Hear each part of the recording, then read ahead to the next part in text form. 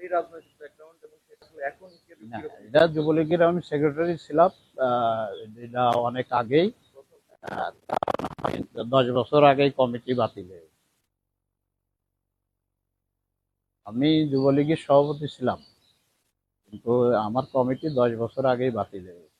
আপনি ইস্তফা দিয়েছিলেন নাকি আপনাকে না, ওটা বাতিল করে দিই, এমনি বাতিল, মেয়াদ শেষে বাতিল হয়ে গেছে। ইস্তফা বা বরখাস্ত কোনোটাই না।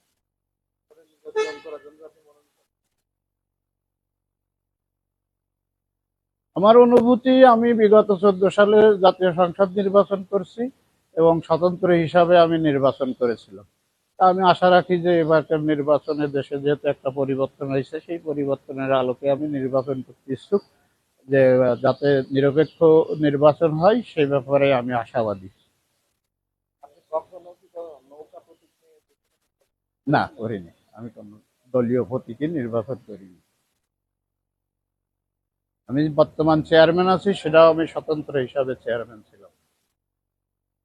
আপনার রাজনৈতিক দর্শন থাকে? আমি তো আওয়ামী লীগ করতাম একসময়, কিন্তু আমি তো এখন তো স্বতন্ত্র, এখন তো আর আমি দলীয় ইস্যু নাই। সেটা কি শুধু নির্বাচন করার জন্য নাকি আসলে না না, আমি তো স্বতন্ত্রের আগেও নির্বাচন করছি, আমি তো 14 সালেও স্বতন্ত্র নির্বাচন করছি। আওয়ামী লীগ কি রাজনীতির অব্যাহতি নিয়েছে? না, আমার অব্যাহতিও নাই, ওইভাবে আমার সদস্য ফর্ম রেগুলারিটিও নাই।